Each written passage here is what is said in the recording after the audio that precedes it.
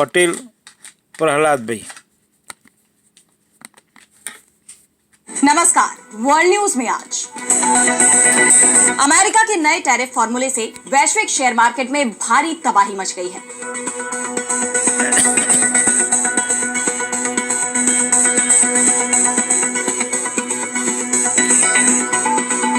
वहीं अमेरिका के साथ नया ट्रेड वॉर कई देशों ने छेड़ दिया है। हालांकि जिम्बाब्वे ने ट्रंप के आगे समर्पण करते हुए सारे टैक्स खत्म कर दिए, तो दुनिया को नई मंदी की तरफ धकेल रहे ट्रंप, इस पर हम करेंगे विस्तार से चर्चा। लेकिन आइए जरा उन खबरों को भी देख लें जिन पर आगे होगी बात। ब्रिटेन में नागरिकों को जरूरी सामानों वाला एक सर्वाइवल किट तैयार करने के निर्देश, रूसी साजिश से निपटने की तैयारी।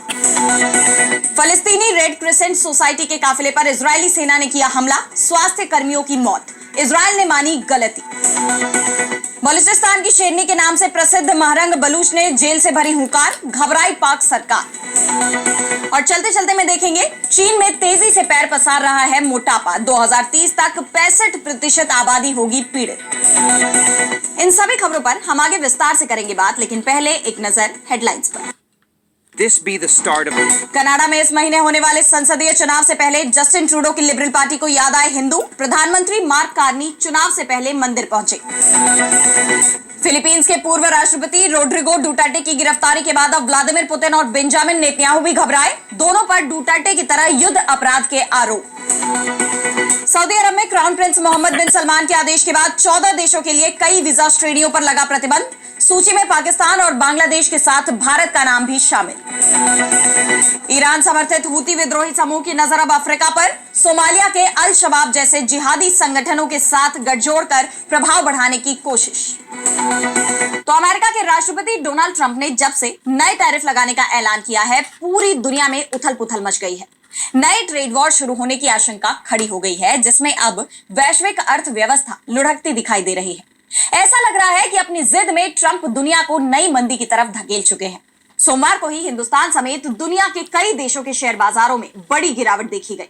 सोमवार को जापान का निक्केई 225 इंडेक्स 6.3% गिर गया और हांगकांग का हैंगसेंग 10% तक लुढ़क गया। हिंदुस्तान का शेयर बाजार भी खुलते ही करीब 5% नीचे चला गया। इससे पहले अमेरिका में शुक्रवार को सभी बड़े स्टॉक इंडेक्स 5% से ज्यादा गिरे। S&P 500 को साल 2020 के बाद का सबसे खराब सप्ताह देखना पड़ा। जेपी मॉर्गन बैंक ने चेतावनी दी है कि इन टैरिफ की वजह से अमेरिका और दुनिया की अर्थव्यवस्था में मंदी आने की संभावना 60% तक बढ़ गई है। वहीं जिम्बाब्वे ने तो ट्रंप के दबाव में आकर अमेरिकी सामानों पर लगाए गए टैरिफ ही पूरी तरह से हटा लिए हैं। वहीं चीन ने भी अमेरिका पर नए टैरिफ लगाए हैं। इधर कनाडा के नए प्रधानमंत्री मार्क कार्नी ने कहा है कि ट्रंप की ये टैरिफ नीति न केवल कनाडा बल्कि खुद अमेरिका के लिए भी नुकसानदायक साबित हो सकती है। हालांकि ट्रंप का दावा है कि इस फैसले से अमेरिका और अमीर बनेगा, लेकिन वहां भी जिस तरह हैंड्स ऑफ प्रोटेस्ट शुरू हुआ है, उससे जाहिर हो रहा है कि लोगों को बाकी मुद्दों के साथ साथ शेयर मार्केट की उथल पुथल, कारोबार पर असर और नौकरियों में छटनी का डर भी लग रहा है। मतलब ट्रंप के नए टैरिफ का फैसला फिलहाल गलत दिख रहा है। और अब बढ़ते हैं अगली खबर की तरफ, जहां हम बात करेंगे ब्रिटेन में होने वाले बड़े पैमाने पर अंधकार करने की तैयारी यानी मास ब्लैकआउट की। तो ब्रिटेन में नागरिकों को अगले 72 घंटों के लिए जरूरी सामानों वाला एक सर्वाइवल किट तैयार करने के निर्देश दिए गए हैं।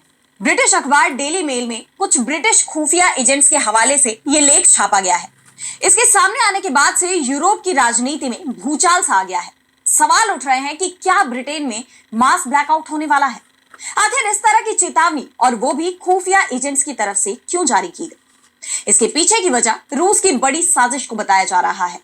इस लेख में बताया गया कि सुरक्षा सलाहकारों ने चेतावनी दी है कि रूस की तरफ से ब्रिटेन की ऊर्जा पाइपलाइनों को नुकसान पहुंचाने की साजिश रची गई है। रूसी राष्ट्रपति व्लादिमीर पुतिन ने समुद्र के जरिए नॉर्वे से ब्रिटेन आने वाली LNG की पाइपलाइंस को नुकसान पहुंचाने की योजना बनाई है। आपको बता दें कि ब्रिटेन की आधी आबादी इस पाइपलाइन पर अपनी गैस की सप्लाई के लिए निर्भर है। ऐसे में अगर इन खुफिया एजेंट्स की बात सच साबित होती है और रूस इस पाइपलाइन पर हमला करता है, तो ब्रिटेन में मास ब्लैकआउट की समस्या खड़ी हो सकती है, क्योंकि ब्रिटेन फिलहाल जलवायु परिवर्तन के प्रभाव को कम करने के लिए जीरो कार्बन एमिशन यानी शून्य कार्बन उत्सर्जन के टारगेट को पूरा करने की कोशिश में जुटा हुआ है, जिसके चलते ब्रिटेन में कोयले से चलने वाले बिजली घर बंद हो रहे हैं और देश ऊर्जा की जरूरतों को पूरा करने के लिए विदेशों से गैस और बिजली की आपूर्ति पर तेजी से निर्भर हो गया है। ब्रिटेन की लगभग 40% गैस आपूर्ति नॉर्वे से आयात की जाती है, जिसमें से अधिकांश 700 मील लंबी सिंगल लैंगेल्ड पाइपलाइन के जरिए आती है। लेकिन अब अगर ये पाइपलाइन नष्ट हो जाती है तो ब्रिटेन के नागरिकों को दैनिक जीवन में गंभीर समस्याओं का सामना करना पड़ सकता है। खुफिया एजेंट्स का कहना है कि उन्हें रूस की तरफ से किसी तोड़फोड़ अभियान की योजना बनाने की भनक लगी है, जिसके बाद उन्होंने ये चेतावनी दी कि ब्रिटेन के नागरिकों को अगले 72 घंटों के लिए जरूरी सामानों वाला एक सर्वाइवल किट तैयार कर लेना चाहिए। सर्वाइवल किट में पानी, शीघ्र खराब न होने वाला भोजन, दवाइयां, बैटरी से चलने वाला रेडियो, टॉर्च, पहचान दस्तावेज और स्विस आर्मी चाकू शामिल करने की बात कही गई है। और अब अगली खबर में बात करेंगे मिडिल ईस्ट की। तो गजा पर इजरायली सेना के हमले लगातार जारी हैं, लेकिन अब इजरायली सेना यानी आईडीएफ ने अपनी गलती मान ली है।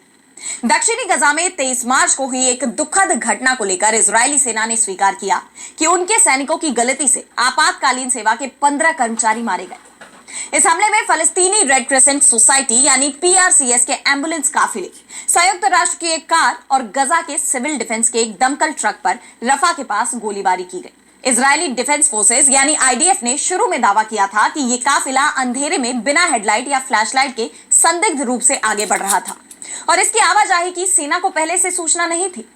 हालांकि मारे गए एक पैरामेडिक के फोन से रिकॉर्ड वीडियो फुटेज ने इस दावे को पूरी तरह से खारिज कर दिया, जिसमें देखा कि गाड़ियों की लाइटें जल रही थी और घायलों की मदद के लिए आवाजें लगाई जा रही थी। आईडीएफ ने यह भी दावा किया कि मारे गए 6 चिकित्सक हमास से जुड़े थे, लेकिन इसके समर्थन में वो कोई सबूत पेश नहीं कर पाए। सेना ने यह जरूर माना कि गोलीबारी के वक्त मारे गए लोगों के पास हथियार नहीं थे। न्यूयॉर्क टाइम्स की तरफ से साझा किए गए 5 मिनट से ज्यादा के वीडियो में सुबह होने से ठीक पहले बिना चेतावनी के शुरू हुई गोलीबारी के दौरान काफिले को रुकते हुए दिखाया गया है।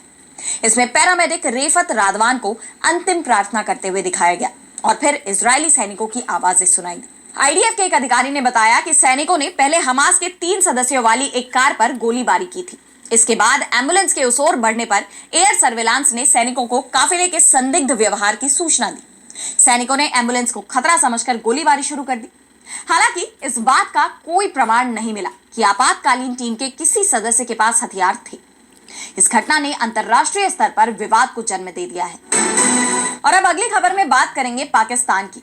तो 2 हफ्तों से क्वेटा की जेल में बंद पाकिस्तान की मानवाधिकार कार्यकर्ता और बलूच यकजेहती समिति BYEC की केंद्रीय आयोजक डॉक्टर महरंग बलूच ने जेल से बलूचिस्तान के लोगों को चिट्ठी लिखी है। एकांत कारावास से अपने पत्र में महरंग ने लिखा कि मेरे अटूट देशवासियों, हुड्डा जेल के ब्लॉक नंबर 9 में सेल नंबर 5 से आपकी बहन महरंग और बीबो आप सभी को बंधन में एक और ईद की शुभकामनाएं देती है। अपने संदेश में डॉक्टर बलूच ने बलूचिस्तान में चल रहे राज्य दमन को संबोधित किया, जिसमें राजनीतिक गिरफ्तारियां, जबरन गायब किए गए लोग और प्रदर्शनकारियों के खिलाफ हिंसा शामिल है। उन्होंने लिखा कि उनकी हिरासत का सबसे दर्दनाक पहलू यह था कि उन्हें वर्तमान घटनाओं से दूर रखा गया, क्योंकि जेल अधिकारी केवल 2 दिन पुराने समाचार पत्र ही उपलब्ध कराते हैं। उन्होंने उल्लेख किया कि जिस जेल में उन्हें रखा गया है वो वही जेल है जहां उनके पिता ने 3 साल हिरासत में बिताए थे। 2011 में उनकी न्यायतर तरीके यानी सरकार के इशारे पर जान ले ली गई थी। उन्होंने लिखा कि मैं अपनी हिरासत के लिए हुड्डा जेल को चुनने के लिए सरकार का आभारी हूं। ये जगह मेरी पीड़ा का केंद्र थी।